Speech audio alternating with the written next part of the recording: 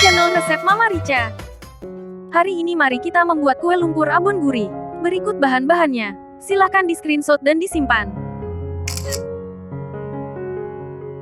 Pertama kita kupas kentang dan cuci bersih.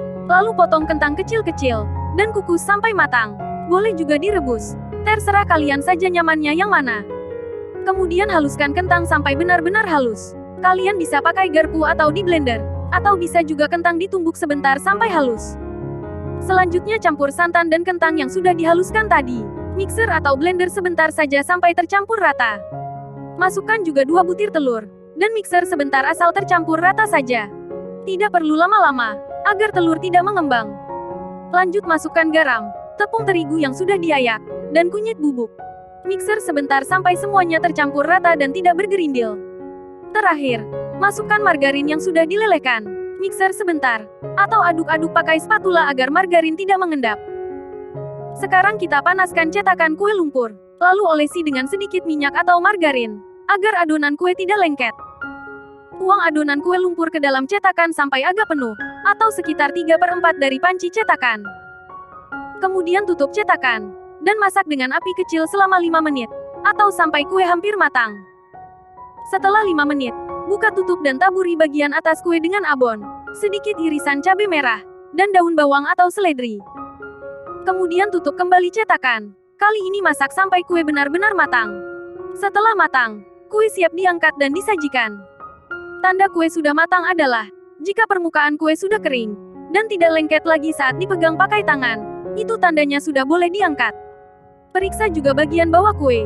Jika sudah berwarna kecoklatan, itu tandanya kue lumpur harus segera diangkat.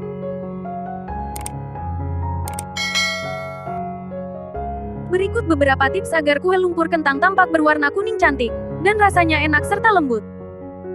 Pertama, usahakan memakai kentang yang bagian dalamnya berwarna kuning. Karena pada umumnya warna kentang ada 2 macam, yaitu warna kuning dan warna putih. Kentang yang bagian dalamnya berwarna kuning, biasanya lebih enak dan rasanya lebih legit, gurih serta wangi. Kentang yang bagian dalamnya berwarna kuning juga tidak mengandung banyak air, sehingga sangat cocok digunakan untuk membuat kue, agar hasil akhir kuenya tetap padat, dan tidak hancur. Sedangkan kentang yang bagian dalamnya berwarna putih, rasanya cenderung lebih hambar dan tidak wangi. Kentang seperti ini kurang cocok untuk dijadikan bahan kue, karena mengandung banyak air, susah dihaluskan, dan tidak pulen saat matang. Dan hasil kue nantinya pun kurang memuaskan, karena susah untuk padat, terasa lembek dan mudah hancur. Kentang yang bagian dalamnya berwarna putih, lebih cocok dipakai untuk masakan seperti sup kentang atau sambal goreng, yang menambahkan banyak rasa asin atau pedas dari rempah-rempah. Selain itu, pemilihan kentang yang berwarna kuning, juga akan berpengaruh besar pada warna kue lumpur nantinya. Tetapi jika kalian merasa warnanya masih kurang kuning, tampak pucat atau kurang menarik, kalian bisa tambahkan sedikit pewarna makanan alami seperti kunyit bubuk, atau pewarna makanan warna kuning yang sudah lolos uji dan halal. Tambahkan pewarna secukupnya saja, jangan sampai terlalu banyak atau berlebihan, supaya tidak berpengaruh ke rasa dan aroma kue lumpur kentangnya. Terlalu banyak pewarna juga bisa membuat rasa kue menjadi terasa pahit, atau getir di lidah saat dimakan. Selanjutnya, agar warna kue lumpur cantik dan tidak gosong, jangan pernah memanggang kue dengan api besar. Api yang besar hanya akan membuat kue lumpur cepat gosong, tampak kehitaman, dan bagian tengahnya masih belum matang atau masih mentah.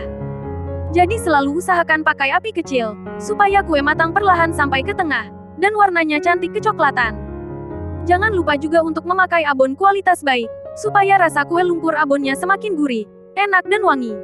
Kalian bisa pakai abon ayam ataupun abon sapi, sesuaikan dengan kesukaan kalian masing-masing dan orang di rumah.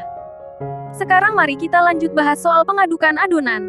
Adonan tidak perlu diaduk atau dimixer terlalu lama, terutama saat sedang mixer telur.